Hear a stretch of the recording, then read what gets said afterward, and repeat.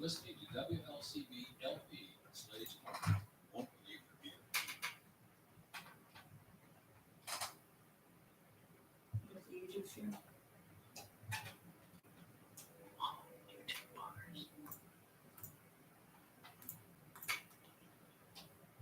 Hello, everybody, and welcome to this beautiful Saturday morning here in Round Lake Heights. Thank you all for joining us here on Tabletop Round-Up here on WLCB 101.5 FM. My name is Joshua Jakes, and I am joined by three wonderful and amazing guests. Why don't we go around the table? Tell me your name, something interesting about you, and because why not, your favorite Warhammer faction. So let's start with you. Hi, my name is John Zandigar. Since we're talking about table stuff, a fact about myself I'd like to share is that currently I'm running a D&D campaign featuring the other three guests, the other two guests and wonderful host, Joshua Jakes, as players in it. And favorite faction, that's a tough one. Since I've recently been playing Zerg a lot in StarCraft 2, currently I would have to favor much more towards the Tyranids. You know, I get that. What about, and then you as well? Hi, my name is Allison Baker. I'm the middle guest at this here radio show. The interesting fact about me, piggybacking off of John's, is that I play in their D&D campaign, and I also am an equestrian and pre-veterinary student. Awesome. And piggybacking with the pre-veterinary thing, my favorite Warhammer faction is Space Wolves because puppies and Norse mythology. There we go. And then, last but not least, probably the only one sitting here who knows absolutely nothing about Warhammer. Why don't you go ahead and introduce yourself? Well, hello, my name is Evelyn Bridges, and a fun fact about me, I'm part of the D&D campaign that John is running, and also I'm just the nerdy, not the nerdy, but the really dumb barbarian that licks a poisonous fence. I have no clue anything about Warhammer, so you can bring me if you want. No. You know what? I don't know anything about it, but Space Wolf sounds cool. Hey! Wow, okay, so I guess it's that easy to convert you to something. It's just say it has something to deal with dogs. Heck yeah! Or foxes. How do you think I got into it? Found out about the roots later, fam. So we have been friends since high school, and I mean, really, the Warhammer part I only learned about recently from you two sitting, Allison and John. I know you know nothing about Warhammer, but you know enough about Dungeons and Dragons to compensate for that. So that's okay. We accept you and we love you anyway. But today, I really wanted to talk about Warhammer. I want to talk about what we love about it. I want to talk about how I got into the how we all got into this, and hopefully along the way we can make Evelyn a fan of one of the most amazing things on this planet while we're at it. Yeah, I mean, sure. my current hyperfixation is Elden Ring, so...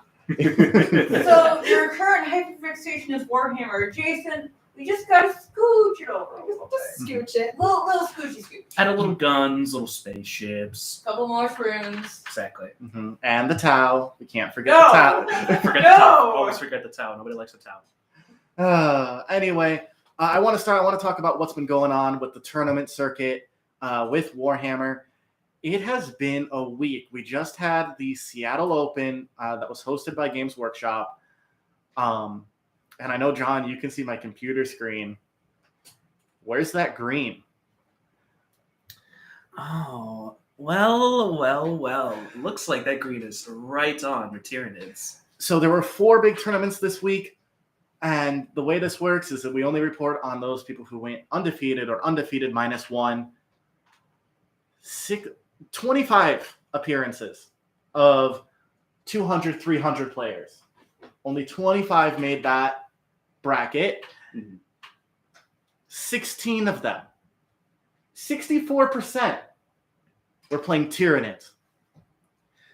And so I think my prediction has held pretty true with the Tyranids jumping and booting out the Adeptus Custodes from that top 3 bracket. Tyranids taking home 3 of the wins. The Craft Worlds scraping 1 out of the bucket against Tyranids. So, I mean, and it's been really crazy to see now that all the tournaments are using the new updated Tyranid Codex. And I also want to point out the Seattle tournament that Games Workshop held. The only 5 people who made it to that undefeated -1 bracket, all 5 of them were playing Tyranids. So unbalanced, it might as well be League of Legends. To quote the greatest queen to ever exist, for the swarm. Exactly. Blood for the blood god, skulls for the skull throne. Corn for the cornflakes. Corn for. Can't have your flex without any corn. Exactly. The only other appearances this week were 3 from the Craft Worlds, 2 from Adeptus Custodes, 2 from the Tau, 1 from Necrons. That came out of nowhere. And then 1 for Space Marines, which is down from 11 from last week. So our resident Space Marine player, I'm sorry. Space Wolves, thank you very much. They are Space Marines. I played the refined Space Marines. Thank Space you Marines very much. esque. Yeah. But Space Wolves, it was Dark Angels. Oh, boo-hoo. Yeah. So what no orcs? Now, no orcs, which is surprising. They normally make a few appearances. No They're one really from hard. any of the Chaos factions at all. They're too scared. And none, surprisingly, no Drukari. Wow, okay. And ever since the Craft Worlds, the Eldari got their codex, it has been nonstop. Eldari, the Craft Worlds, Drukari in that top #1 spot. And now the Tyranids just consumed all their Craft Worlds, I guess. It's tyranny. They are nowhere to be found in the tournaments. They're doing what they do best: steal your jeans. It's alright, it's too hot to wear jeans anyway. Yes. I have jean shorts. Well, not long pant jeans. We are the Fair perfect enough. target for some Tyranids, so send them over. But yeah, that's what's been going on with the tournaments. Me being the resident Tau player, it makes me happy to see that the Tau at least are scraping some wins, some appearances in that bracket, mainly because I know the Tau are terrible at close range. And the Tyranids are amazing at close range. Yeah. So the fact that the Tau are pulling even just 2, I'm okay with that. Yeah. But the real question is this all just excitement from the Tyranid Codex? Or are the Tyranids going to retain that #1 spot for a few weeks? I'd say we'll definitely have to wait and see. We'll Yeah. definitely have to wait for the next results waves. I believe, if I remember correctly, that the next codex that have been announced that are due to come out are going to be the Imperial and Chaos Knights. Okay. And then the Chaos Space Marines are finally getting their 2 wounds to put them on par with their human brothers. With their their lawful good buddies, Yeah, the lawful. quote unquote. They're lawful more good. neutral. They're more chaotic, Nobody's neutral. lawful. From their perspective. They're the lawful good ones. Let's be honest. I mean, come on, for the Emperor.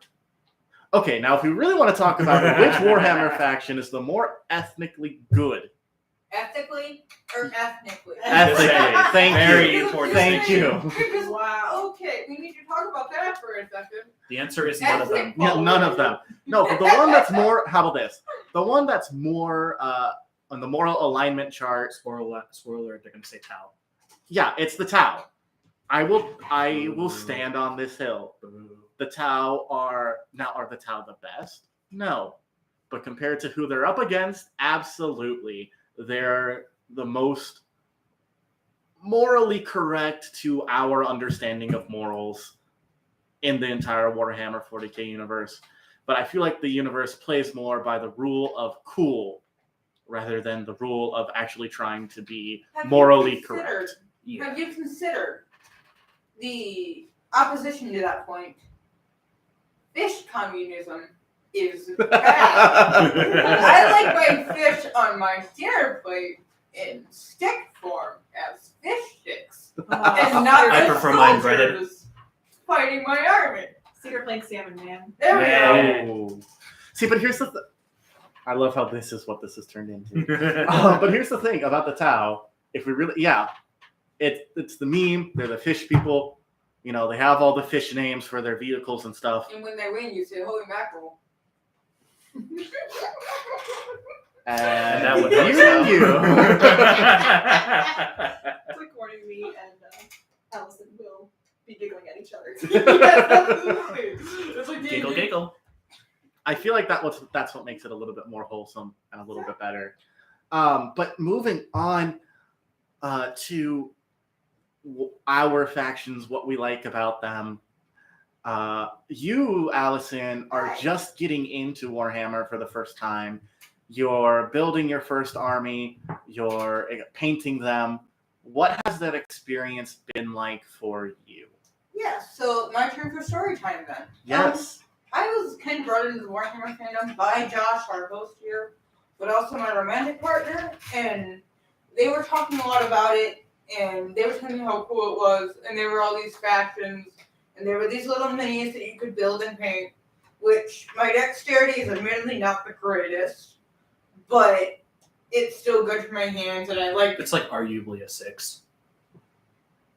it's at least Perfect death glare, by the way. I got a massive death glare of that. Well, I just sit there and think about what you meant by that for a second, because I was thinking of D6s from Warhammer, but You gotta remember, I'm the D&D nerd here. throw something at you. But I thought it was kind of neat, but it just kind of sat in my headspace because I'm 20 and I'm a broke college kid. So time kind of went on, and one of my college friends that I ran into was into Warhammer, and we get to talking, and I'm just getting ready to tuck into a weekend, and he texted me, he's like, hey Al, I got these space wolves, a whole thing of them, and I know you told me that you thought the wolves were cool. Do you want them? And I can't remember the price off the top of my head, but fine. it was quite the steal, so I took the offer, and I got them, and I got a whole little army of like little space wolves, and I was just kind of looking at these little guys, and they had like little Norse runes in their like armor and whatnot, and I was like, oh, this is neat, this is cool, because I love Norse mythology and like the meanings of the runes. I think that stuff is really cool. Mhm. So I was like, oh, this was a great purchase, and then my partner sent me the codex and a little pack of the Fen region wolves that I built myself. Funnily enough, I named the first one that came out of it Misaligned Moon after a meme from the D&D campaign with the people in this room. That was a meme from another meme from like years ago on Tumblr. And so I'm jumping the gun here for a second. We had the opportunity to play a game last Tuesday. But I want to talk about the first game that I played with you first, because that's the entire reason I wanted to go on this show.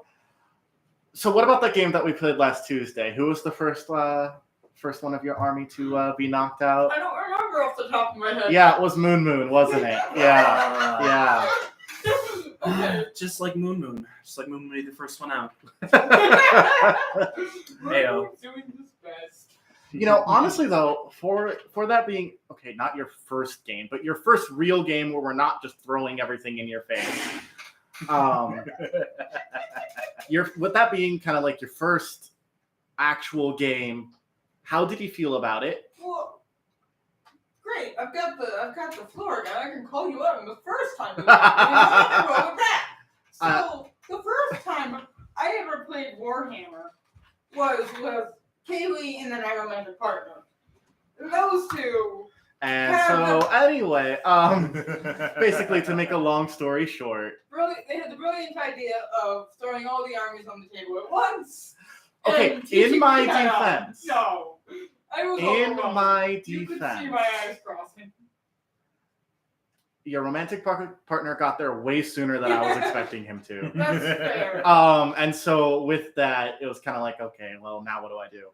But now that we actually have done it and did it right, how did it feel? How was it? I mean, it was really cool. I felt like I kind of knew what I was doing. I got screwed over because Tau had ridiculous range. And I did not place things well, and that's kind of on me. But it was a lot of fun, and I will say the blunt force trauma of learning the first time the bad way, I was at least a little used to it.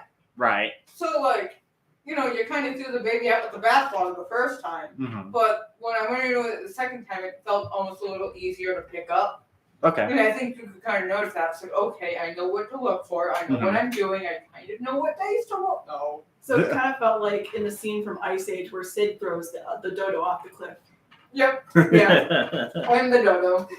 As per the norm. Yeah, but I mean, honestly, you and your partner both played a really good game. We played 12,000 points.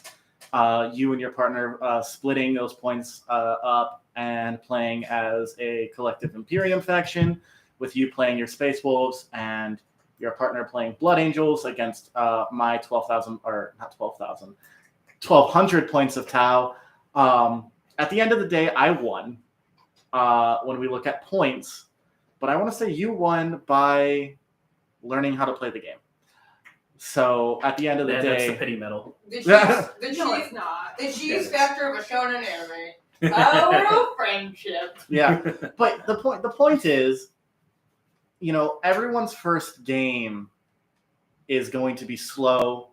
It's going to be hard, and unless you're playing against someone who has no idea what they're doing, you're not going to win. It took me 15, 16, 17 games before I won one, like out in Utah.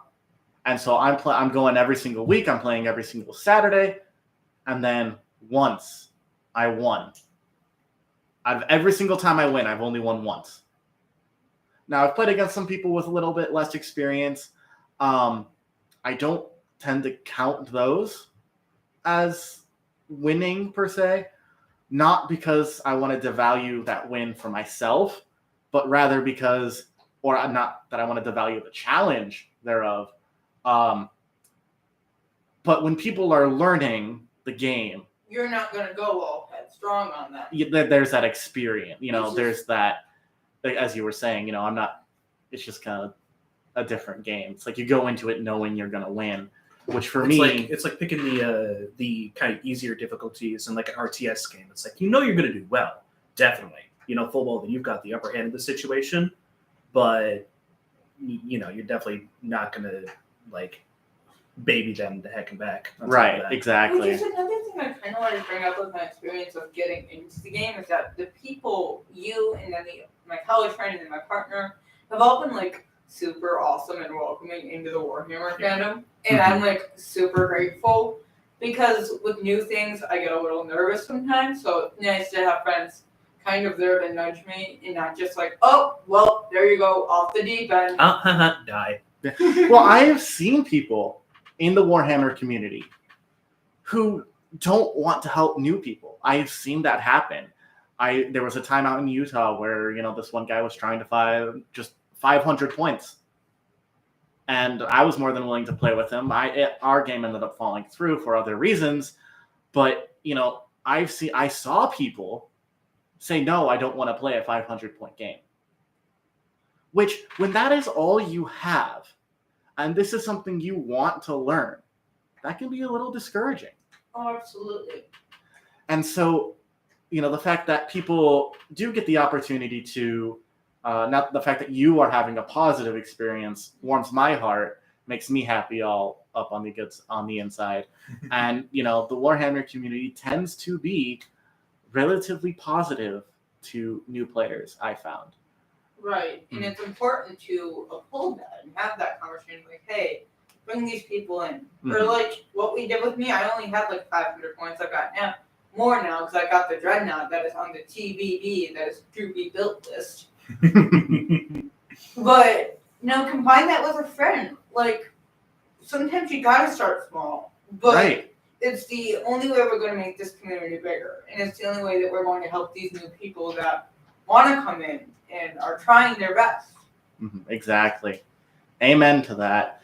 And so, I don't think, John, you've played a game of Warhammer. Have you? No, I have not. Funny enough, I'm at the kind of area of the Warhammer community where I sit in the corner oogling at the lore Mm-hmm. because it's cool as heck to read. You know, It is some okay, good stuff. there is good stuff. There are fun stories. What's your favorite part of the lore? So you said your favorite faction right now is the Tyranids. With orcs still being Tyranids and close orcs. second. Why? Kind of like what brings that? Well, like I said earlier, this is kind of a little bit point here, but it explains it. I was recently really getting into playing StarCraft 2, an RTS game by OG Blizzard. And in that game, one of the factions you can play as is the Zerg. And the Zerg and the Tyranids have very similar, not even just visual motifs, but play styles. Get up in your face with a lot of stuff and just go to town. Mm-hmm. You know, and I feel a lot more comfortable with that. So Right. that's kind of why I'm more deviant towards them right now. And also, going back a little bit of ways, I was watching a few Warhammer videos on it. Mm-hmm. You know, and they were covering, I think it was the Dark Wings game that was kind of like the Left 4 Dead 2 kind of Warhammer game where you get the Tyranids on whatever ship it is. I can't remember what's on my head. You know, I don't know the name of it either, but I've seen it and it looks cool. But you know what I'm talking about. Yeah. Point is, it's there. You get to see the Tyranids like visually in action, and it is crazy to see. So my dad, he's been playing. I've been trying to rope him into playing, and his chosen faction's the Tyranids. So we've played a few games where it's 500 points.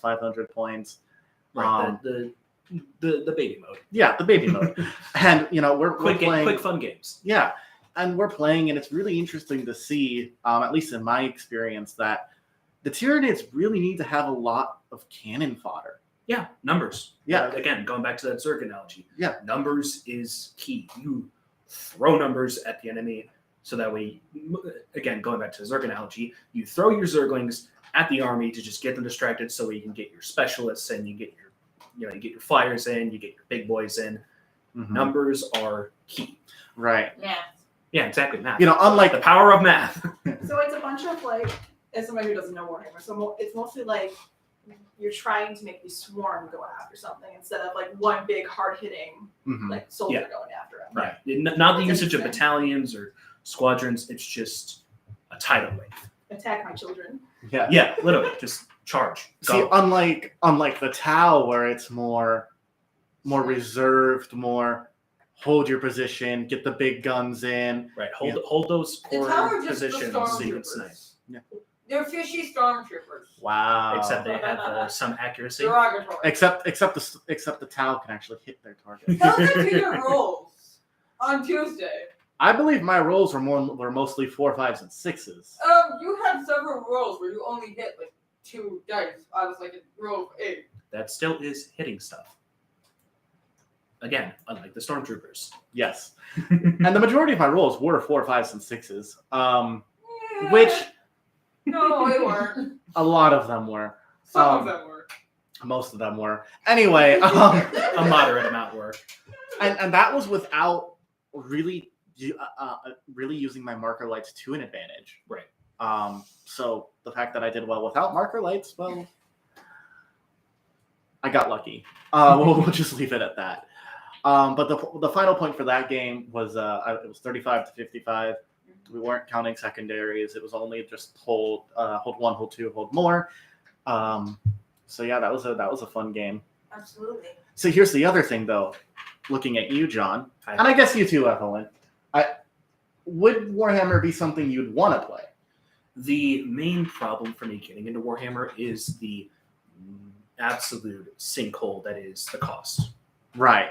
You have to commit money to it, and that's as a guy who's kind of very much in the middle ground of spending money when he has it and saving it where he can. I try to balance that, very well. So what if? See, I did a dumb. I have 3 armies. Right. Now I'm going to give /sell a little bit to Allison here. with some of my Space Marines. Oh yeah, that's right. I I have forgot about that. yeah, so I have some of them. I have some Necrons. I have Necrons are also cool. yeah, Necrons are my second favorite army, but we'll talk about that later. But like, assuming cost was out the window, would you play? I probably would. Yeah. What about you? I probably would, yeah. Okay. It's fun with how You'd be in the corner just like, Yeah. I have no idea what I I'm don't know doing. what I'm I'm dying doing, a but I'm bunch, doing but I'm this having a like- blast. See, Well, that's what I was on here's the trail too. I didn't know what I was doing, but I was having a good time. That's Mhm. my Right. mindset when playing games with everybody. Oh god. Well, who plays Don't remind me of that. who plays Warhammer to win? A lot of people. Okay, a lot of people. Probably Most- people in the most tournament. people. in the tournament that we spent like 5 minutes at the start of the show discussing. Oh god. Most people, I'm sure. But like, what about those people who, I mean, like us, the four of us, we would sit down, we'd play, and we would care more about having a good time. I might get a little hyper competitive, but that's okay. That's kind of just part of the fun. My opinion. There are people who'd play to win. I completely forgot where I was going with this. Casual games. Casual games. Oh, okay. Casual games versus tournament games. I think casual games are the way to go, personally. With that being said, in the future, I would love to look at hosting Hosting a local tournament. a local tournament That would be with so cool. That'd be sweet. or TableTop Round-Up hosting a local tournament at some point in the Heck yeah. future. I'm not saying you guys need to sign up right here, right now, but would you guys play? Would you guys Probably- be interested in it? Yeah, if I was supplied with an army, I probably would. I probably would. yeah, we and could as do, like, as long some as I'm smaller tournaments, here, too. here at home, on top of that. So that depends again on Yeah. when this whole thing is done. I don't know if I'd play, but I would love to like watch and just be in the like experience the community a little bit because I've never been in it. I've never like got to see it besides everybody in this room. Mm-hmm. We love it. Cool. Well, You'd just be we- sitting in the corner eating chicken nuggets, judging everyone harshly. Not judging, but like watching with Yeah, curiosity. Maybe like walking over, maybe like watching. So we are coming up to our half hour or bottom of the hour break. Thank everyone so much for joining us here. When we come back, Wizards of the Coast made an announcement pertaining to Warhammer. I want to take a few minutes and talk about that exciting thing where my nerd powers will activate. That being said, I would love to talk more about Warhammer. I want to talk about the campaign that we're all involved in to get Evan a little bit more into the show. Just a smidge. But please stay tuned. We will be right back.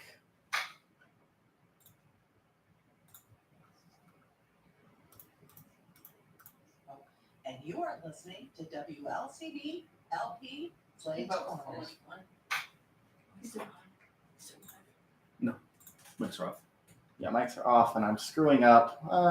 Because I need a song, but I don't have one. Baba Yaga.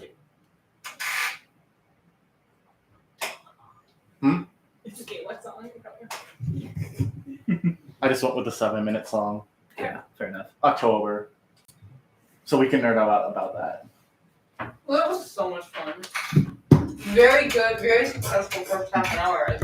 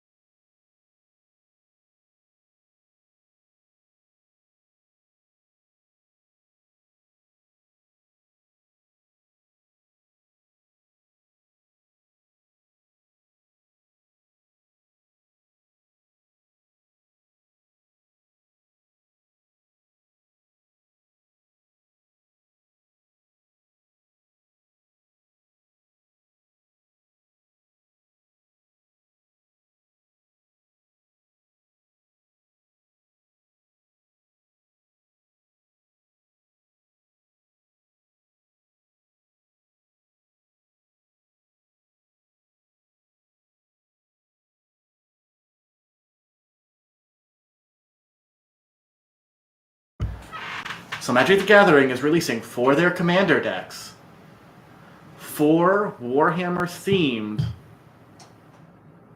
decks. So you're gonna have full on decks, Yeah. Oh, that's fun. and they are Forces of the Imperium, Forces of Chaos, Necron Dynasties, and Tyrannid Swarm. Excellent. Okay. Oh, that sounds really cool. I might So- have to get those. Honestly, yeah, they're going to be released in August, but when they are released, I definitely plan on getting the Necron one. But it's definitely going to be interesting to see Warhammer gain some popularity with that as well. Yeah, it's going to be a big boost in popularity. Absolutely. Yeah. And Sorry. you're fine. Go ahead. It's kind of hard because you're the only person sitting Right. where I so can't have to say something. see. Yeah, so that's actually really cool because I know a little bit of magic because my mom and dad used to collect it. So they taught me like the basics, but that'd be great to kind of use thing I'm familiar with a little bit to start to jump into Warhammer. That might actually like send me down the way to the Warhammer community. Mm-hmm. It would be super fun. We could have Magic the Gathering Day. Have another. A couple years ago, Josh and John and I were involved in a 5-way game of Magic the Gathering. I don't remember this at all. That was The most overwhelming thing ever. Was it? It was with Garrett and Callie. Callie, yeah. Oh yeah, that now was- I remember. That was also today. Just to Because flex. certain- Just to remind everybody, just to flex, that was also today. I won Cards Against Humanity. I also would like to give some context to the game. A certain Joshua Jakes was playing the most boring playstyle I've ever seen so far in a tabletop sense whatsoever. What was it? What was it that you played? It's like you had to get 40 The white 40 ones. life to win The white or whatever. ones. Oh So yeah, again- a lifesteal deck. Yeah, lifesteal deck. Boring. I think it was a dark deck like that I learned how to play. I didn't mix the decks yet, but I think it was a dark one. Yeah, I think we forget what it had was. very minor mixing with the decks. I have red and blue. See, back then, this was 2 or 3 years ago. This was 3 years ago. Yeah. Back then, it was very much you get 1 or 2. Now it's 2 or 3 colors. But this isn't Magic the Gathering Roundup. This is Tabletop Roundup. Sorry. And Listen, And I with just that- need to bully a little bit. with that being said, you mentioned earlier, John, that all 4 of us are part of your D&D campaign. Yes. Why don't you go ahead and talk about that? So, yes, it is the 4 of us. Well, I guess. So, The 4 of us here. The way you made it sound made it sound like 4 people are involved in John's campaign. I'm like, wait. yeah, Well, yeah, my that's other right, player yeah. doesn't exist. Yeah, 1, 2, 3, 4. The 4 of us. Anyway, go ahead, John. Yeah. So, currently running my first ever full-on actual campaign, set in a universe of my own creating. Currently, they're residing within the realm of Abyss, thus the name Abyss Walkers, referring to those who adventure out on the plains of Abyss. The idea of the campaign is they go from isle to isle, dealing with a major cult that is causing problems for the area, and has their big plan is to kill the 5 major gods of the area, those being the 5 aspects: Urez, aspect of war; Dinmuth, aspect of death and rebirth; Kalum, aspect of glory and honor; Alon, aspect of... I get these last 2 mixed a bunch because they're twins. So Alon is space and magic. Yavin is kind of time and place. Interesting. So, yeah, basically... I say interesting, like I'm not playing this campaign. Yeah. So in the game, just kind of really quick, Josh is playing as Dursta, a human rogue, assassin specifically. So a lot of that, getting that first round, mega damage off with that sneak Mhm. attack. Allison is playing as Lycaira, a Voidborn, which is a homebrew race set in the realms of my making. Bard, specifically, I believe College of Spirits. Yes. Yes, which is basically a tarot card, in a sense, kind of themed Bard subclass. I did it for Rock Control, and I feel like It took me like another 3 weeks to figure out how to use it for crafting. Yeah, we're still working on that one. That one's it's a very interesting Progress. class. Mhm. And then finally, over there at the end, Evelyn is playing as Nockler, a fallen Asimar barbarian, Totem Spirit to be exact. So very interesting, very unique flavor. Did not go bear stance, so thankfully she's not resistant to all types of damage except for psychic. So fun. Yeah, my character failed flight school. Yeah, that's the backstory. Mhm. Yeah. So that's kind of the gist of it. That's the party makeup, along with the kind of the backstory for it. And I think I speak for all of us when we say like we've had a lot of fun in this campaign. Oh, That's for absolutely. sure. Yeah, you're welcome. And some tears. Yeah. And some tears, yes. Yeah, for context, Allison's first character, Cheyenne, a pixie druid. I don't remember what circle were you. You were circle of the moon. Yes. Like Moon. Yeah, like Moon. Unfortunately, her character died after getting her entire form absolutely eviscerated by a harpy who was really bloodthirsty that day. Who unjustly was killed. But and that was one of the first times that I've had a character die. But it was such a good story beat. Like we ended up RPing out how they brought her back to the Pixie Village, and they buried her, and I narrated There her was a lot death, of tears. I involved. think- and I made John cry. No, I didn't cry. I cried was too. laughing in the background. I think I'm the only one who didn't cry, and that is because I can't cry. No, and then No, you had I- a character moment that made me that's cry not me even being- more.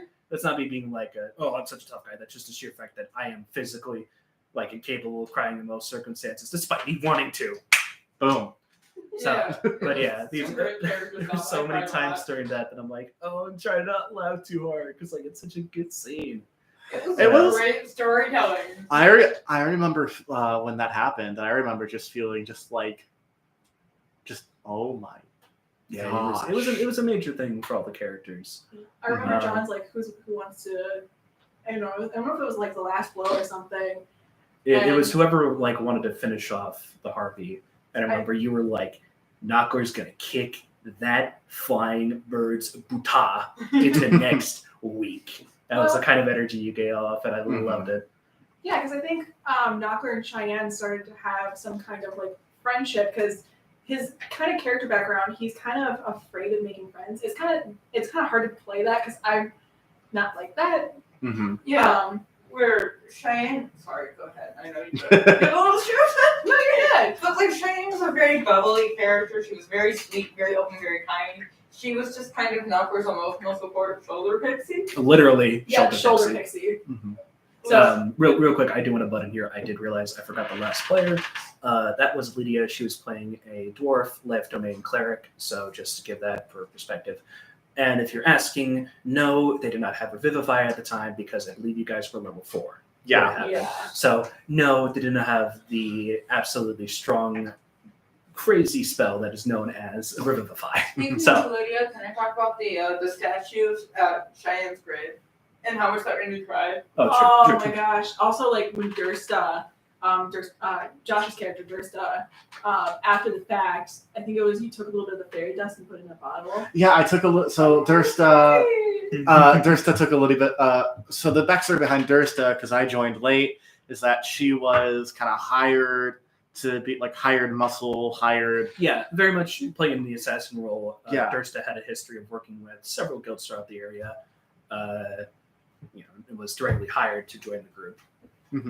And when Cheyenne was unjustly, I stand by this, unjustly killed by one of your harpies, Dursta took the pixie dust and went to the guy that hired her, and she was like, yeah, no, this ain't about money anymore.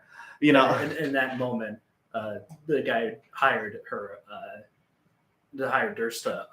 I believe the guy's name is Loka Khan. No, sorry, that's a city. That's a city. Velikon. Sorry, it's been a bit. It's been a bit since we've been back to the city, so my notes on that are a little bit fizzy in my mind. We Yeah. got a vote. Literally the entire time he's sitting there like, oh, all right. Like, So- this assassin just came in a room and said, I'm not doing this for money anymore. now things are real. Yeah. So I don't want to cut you off, but we did get a few questions Okay. throughout the show. I do want to take some time and answer them. So the first one This one might take a little bit of time. We got like 5 more after this one. Yeah, okay. there's I'll try to be quick about it. Yeah, so Okay. most of these are just from friends from BYU, people who are listening. So Hello.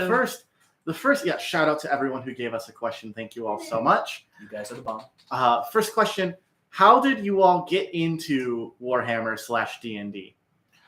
For me, again, it was going back to those videos. That was my first time being kind of shown what the universe was, and then from there, just kind of took off. It was kind of mostly just kind of in the background thing, but it has resurged thanks to Josh and Allison now super getting into it. Mm-hmm. We kind of talked about you. Osmosis and friends. Yeah. And then what about you and D&D, Evelyn? It was just a nerdy thing that I didn't really know about, and then I just kind of listened to like I think Dimension 20 more specifically. I didn't really listen to Critical Role until recently. That's when it kind of sparked. And then my first character was from another campaign, which is Min the Bard. She was a changeling. Yeah. I'm still emotionally attached to that character. I hope and pray I can bring that character back for another campaign sometime. Well, awesome. I mean, for me, I got into Warhammer because my dad applied for a job at Games Workshop many years ago. Didn't get it, obviously, but that's kind of what sparked that interest. And then when I was actually out on my mission, I had a companion who was really into Warhammer and brought some of his pieces with him, and that kind of re-sparked that love for Warhammer. It was just kind of like that. Oh, hey, that thing. Yeah, it's kind of actually really cool. oh, that thing I forgot about. So another question. This one I think can just these ones are just pretty easy to answer. Yeah. First one, are there? I think this is talking specifically about Magic the Gathering, but we can take it and apply it to Warhammer as well. Mhm. Are there any rankings of players or handicapping of players from one level to another? So, forgive me if I am interpreting this question incorrectly. I assume you mean like if there's like a notable distinction between like levels of players. I think it's more of like, is there when you like new people go here, experienced people go here type of thing. Point values in Warhammer for sure. Yeah, Mhm. yeah. There are systems like that, again, point value in Warhammer that exist to kind of get those players in areas that they're more comfortable with, but you can certainly go against that and do it just kind of whatever works. Right. In going back to that Magic the Gathering game that we were talking about a couple years ago, that was my first game of Magic ever. Right. That was my first time ever playing Magic. I had very little understanding of it, but despite me playing with a couple of other experienced players, I still felt like I had a good time, mostly because we try to make it very casual. And that's kind of the big thing. If you got a mix of experience and newer players, try to make it a casual setting. You know, that way the experience can blend more easily with new players. And don't just throw 3 full armies on a table. Yeah. I Yes, wonder who did please that. Don't.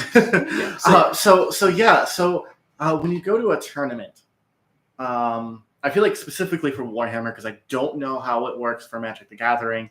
Again, this is TableTop Round-Up, not Magic the Gathering Round-Up. Anyway. You play it on the table. True. But when you go to a Warhammer tournament, you're playing a different league, you're playing on a different level. Most of those people there have had a lot of experience with tournaments, a lot of experience playing the game. I feel like if you're going to go to a tournament, unless it's like a new player tournament, something like I want to do for the show, you should at least play a good amount of casual games. You should have a good command, a good knowledge of your army. You should know what everyone does. Know how to use the units. Yeah, exactly. You should at least know your army well enough.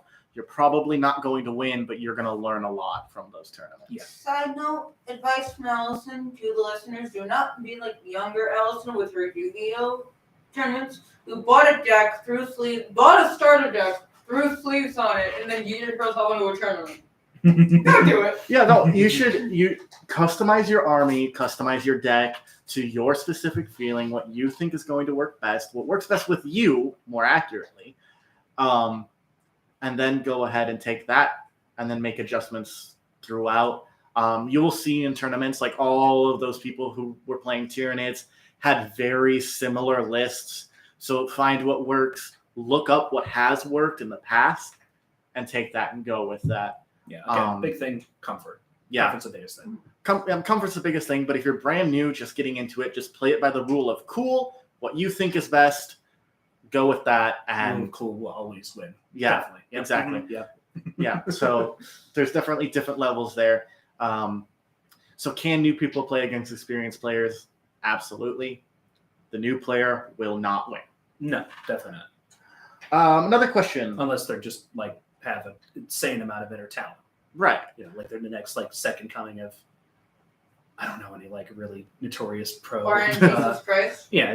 We'll go with that. We'll go with that. So another question. Are there tabletop games like Warhammer that are based around different universes? Star Wars Armada. Yeah, there's Star Wars Armada. There's Star Wars Legion. Both of those are Star Wars tabletop games. Armada is more of the space combat. Star Wars Legion is very similar to Warhammer. There's the 4 factions representing from the movies. I think now 6 now. With the last trilogy, you can play Republic versus Empire, I guess, if you really wanted to. I know that exists. I know that there is a Lord of the Rings tabletop game that's also done by Games Workshop. That one's just kind of the same thing, good versus evil. So are there other games? Absolutely. I've been looking to get into them. It's just one are you gonna get the big same barrier. Are you going to get the same vibe out of them as playing Warhammer? Probably not. Yeah. Probably not. Well, They're I mean, all there's different in different. different in their own way. Right. They have their own strategies. Right. And then, of course, there is the Warhammer set, Warhammer Fantasy. Yeah, there's the Warhammer Fantasy in Age of Sigmar. And there are some armies that are playable in both Age of Sigmar and 40K. Notably, off the top of my head, the Chaos Demons are playable in both. So there are some armies that you can go back and forth on with those as well. But yeah. And then I think this is going to pertain to every single tabletop game. And we only have 5 minutes left, so which is good because this is the last question. Do tabletop games have structured limits? And by that, is there a set end time? How does that work? No. Not all of them definitely do not. It very much will depend on which game you're talking about. Mhm. I'm going to go with the one I know the best, D&D. Theoretically, no, there is no upper limit to D&D. It's like, oh yeah, your maximum character level is level 20. Technically, it's not. There's no rule in the player's handbook, and this is me just going off from memory. So if I am wrong, take it with a grain of salt. There isn't a rule that says once you hit level 20, that's it. You can't do anything greater than level 20. There's a reason why there are monsters in base D&D that exist as challenges for level 20 that are kind of at that level that exists beyond that, such as the Trask. Good old big boy. I know for Warhammer that there are rounds in a tournament. There is a time limit per round. I want to say it's around 15 minutes per round that you have to do everything in. But in casual games, no. But Warhammer games end after 5 battle rounds. So you and your opponent both go 5 times. If it's not ended before that. Right. Yeah. Again, it's based on which one. If you have those tabletop RPG games that focus more on the game and the game structure, like Warhammer, yeah, there's gonna be like an end to it, Right. based on wins. But if one that's much more focused on role play, such as D&D, Pathfinder, Magics and Misfits, there's just kind of thing that come top of my head. There's no real end to it. And like even in Warhammer, if you're in a casual setting, you can just keep bringing your armies up. No one's stopping you other than your opponent. Just when you're not in these tournaments and when you're in these more casual settings, just have fun with it. Do what vibes with you. Go with the flow and enjoy yourself. It's a game, folks. Right. The rule of cool. Exactly. Really cool. Yeah, it's not exactly a tabletop game, but I remember as a kid, my grandpa and I would play War, which was a card game. Mhm. And we would literally go until like midnight, and then we had to rubber band the decks together so we could play the next morning to see who won. Because that's how long it was. We never really went, oh, we're gonna stop here and count it up. We're just gonna see who wins. Right. It ends when you say it ends, and situations like that. And I feel like that even goes for, the games like Warhammer. You could theoretically play past Battle Round 5. You could keep going until there's, last man standing. I mean, you could definitely going beyond like the normal like what is it, 500 and 1200, correct? Is the points? It's 500, 1,000, 1,000, 15, and 15. 2,000. Okay, 2,000. You could definitely go beyond like those limits and be like, all right, let's do a full on like actual war reenactment. There is a version of Warhammer that is like 12,000, 14,000 points called Armageddon. Oh God, no, Wow. please Where it's no. real army size versus real army size rather than just a battle. It's a war. Yeah, I've watched some of those Armageddon videos on YouTube. Oh my gosh. How long was the video? Well, the video was cut down to like Was an it? hour. Okay. Like it was That's- cut down to like 45 minutes to an hour. If That's it's cut down and post-covered. it's still an hour, that's a lot of time. Yeah. But wow. Yeah. I think a lot of the movement and dice rolls was just cut out of that video because that's what a lot of that's going to be. Right. I'll have But- to watch those as like background music when I clean. The point is, stuff. yeah, the point is, even if it's a very rigid structure, there's more that you can do beyond what is considered the quote unquote end of the game. Right. Well, and that brings us to the end of our show today. Thank you all so much for joining me. And thank you to all of you who are listening for listening and joining us as well. Please stay tuned to the station. Please stay tuned to WLCB. We have amazing programs coming up for you just in a little bit. We look forward to talking to you next week. And I hope you all have an amazing rest of your day.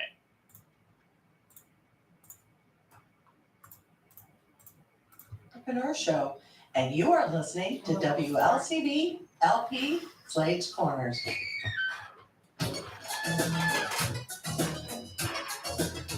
Yeah, sorry, I definitely took like the spotlight there.